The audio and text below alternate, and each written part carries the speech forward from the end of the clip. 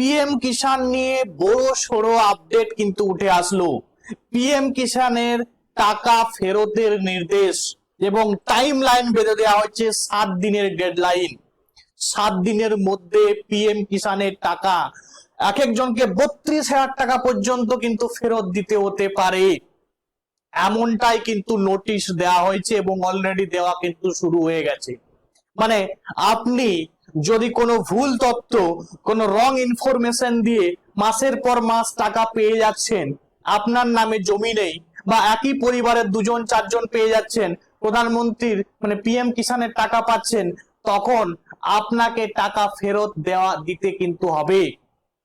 আপনি কোনো ভুল ইনফরমেশন দিয়েছেন, আপনাকেও টাকা ফেরত দিতে হবে, শুধু সময়ের অপেক্ষা।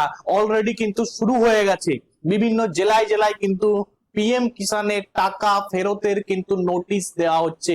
অবশ্যই ভিডিওটা দেখবেন এবং সতর্কতা ছড়িয়ে দিন, যাতে আমাদের রাজ্যবাসী সতর্ক হতে পারে, কোন রকম ভুল ইনফরমেশন বা কোনো মিথ্যা তথ্য না দিয়ে যেন এই ধরনের যে স্কিম আছে সেই স্কিমের সুবিধা যেন না পাই। কারণ এই সুবিধা তারাই পাবে যারা প্রকৃত উপভোক্তা।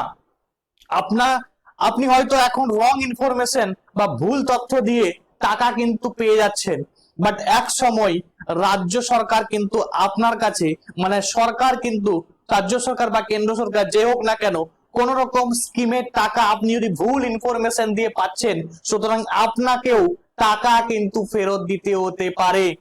এমনটাই কিন্তু আমরা দেখতে পাচ্ছি, বিভিন্ন জেলায় কিন্তু অলরেডি শুরু হয়ে গেছে।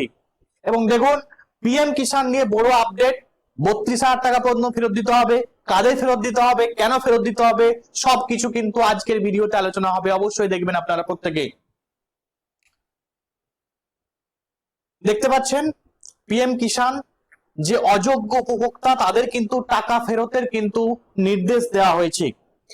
পিএম কিষাণ অযোগ্য উপভোক্তাদের টাকা ফেরতের নোটিশ। পশ্চিমবঙ্গের কিছু জেলায় পিএম কিষাণের অযোগ্য মানে ইনএলিজিবল যে উপভোক্তা তাদের কাছে কিন্তু টাকা ফেরতের কিন্তু নোটিশ পাঠানো হয়েছে। উদাহরণ হিসাবে মালদা জেলার রাতুয়া 1 নম্বর সহকারী কৃষি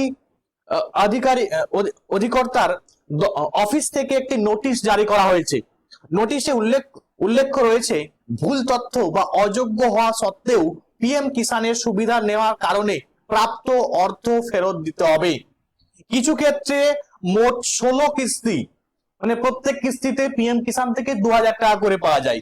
তাহলে 16 কিস্তিতে 16 2 গুণে 32,000 টাকা ফেরত কিন্তু চাওয়া হয়েছে। নোটিশ অনুযায়ী চিঠি পাওয়ার 7 দিনের মধ্যে নির্দিষ্ট ব্যাংক অ্যাকাউন্টে টাকা জমা দিতে বলা হয়েছে। শুনতে পাচ্ছেন? আপনারা যারা ভুল ইনফরমেশন বা রং ইনফরমেশন বা মিথ্যা ইনফরমেশন দিয়ে টাকা পাচ্ছেন, আপনারা সুবিধা পাচ্ছেন বা নিচ্ছেন, আপনাদের বলবো সাবধান হয়ে যান। কারণ আপনি হয়তো এখন 2,000 করে পেয়ে আপনি সুবিধা নিয়ে নিলেন, কিন্তু এক সময় আপনাকে একবারে কিন্তু সমস্ত টাকা কিন্তু ফেরত দিতে হবে যদি আপনি কোন রকম ইনফরমেশন মানে লুকিয়ে, যেটা আমাদের রাজ্য সরকার বারবার বলছে যে কোন রকম ইনফরমেশন আপনি লুকিয়ে বা মিথ্যা ইনফরমেশন আপনি দেবেন না। রাজ্য সরকার বা কেন্দ্র সরকার যে সমস্ত স্কিম লঞ্চ করেছে সবই আপনাকে সঠিক ইনফরমেশন দিতে হবে, না হলে কিন্তু আপনাকে টাকা ফেরত দিতে হবে, সেটাও কিন্তু আপনাকে সেভাবেই কিন্তু আপনাকে প্রস্তুত থাকতে হবে। টাকা জমা দেওয়ার পর ব্যাংক ট্রানজাকশনের রসিদ সংশ্লিষ্ট ব্লকের কৃষি দপ্তরে গিয়ে আপনাকে কিন্তু জমা করতে নির্দেশ দেওয়া হয়েছে। কাদেরকে না, যারা এই 32,000 টাকা পেয়েছে তাদেরকে 7 দিনের মধ্যে টাকা ফেরত দিতে হবে। একটা নির্দিষ্ট ব্যাংক অ্যাকাউন্ট দিয়েছে যে এই ব্যাংক অ্যাকাউন্টে আপনারা টাকা ফেরত দিন, সরকারের টাকা সরকারকে ফেরত দিন। বোঝা গেল?